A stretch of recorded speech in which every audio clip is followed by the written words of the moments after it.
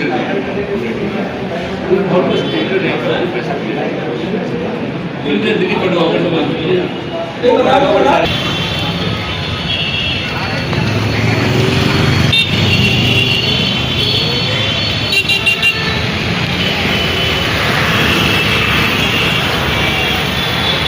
बात कर लेते हैं।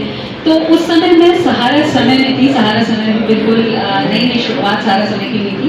तो जब मैं उनको फ़ोन करती थी तो बहुत प्यार से वो कहते थे बोलो शिल्पी बेटा। उसके बाद हम जब कहते थे कि सर आपसे बात करना चाहते हैं, तो जब मैं पहुंचती थी तो वो पहले विषय पूछते थे और उसके बाद ये कहते थे कि क्या 1.5 मिनट में बोलना है, 2 मिनट में बोलना है या 3 मिनट में बोलना है।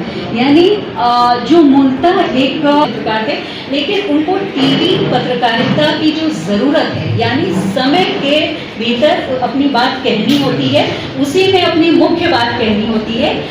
इस बात का हमको पता था और इस बात का है अभी जिस तरह से हम लोग टीवी की स्टोरी करते थे, वो एक स्टोरी देखते थे और उसके बाद कई स्टोरीज पर बताते थे फ़ोन करके कि ऐसा नहीं, ऐसा करना चाहिए था, या ये स्टोरी बहुत अच्छी थी या उतनी अच्छी नहीं थी, इसका ये एंगल के उस विराट व्यक्तित्व से प्रभावित हुई है।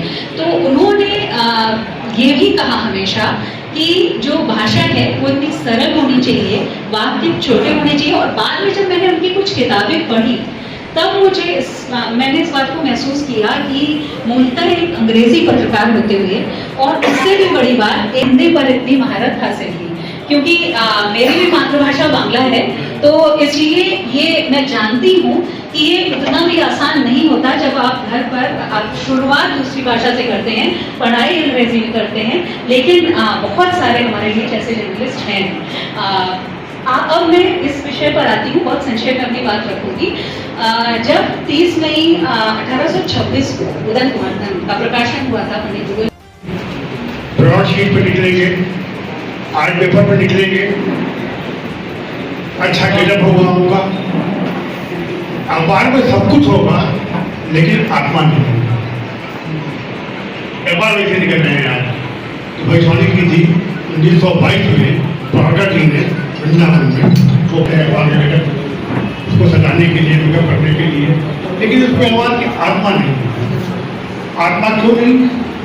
आत्मा इसलिए नहीं है कि कंटेंट के अलावा ये 3 चीजें जो हैं, और हमारा आज का विषय है, इस पर हम आज ध्यान दें।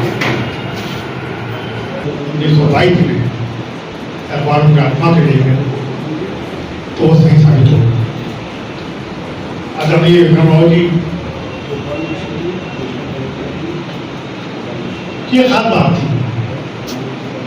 एक तो ये था कि वो बाइलिंगुअल थे, हिंदी पर उनको इक्वल कमान था, और जब भी कुछ वो लिखते थे एक एक शब्द को ऊपर वो सर्च करते थे, सुबह होने लगा हसीब थे और उनको लिखते थे। अब होता क्या है, हम देखते हैं कि आजकल एक ट्रेंड आ गया है हिंदी कहता है कि उर्दू शब्दों का प्रयोग करें। अरे भाई फिर उर्दू सीख तो लो, उर्दू शब्द का चयन कर रहे हो तो उसका अर्थ तो समझ लो उसका।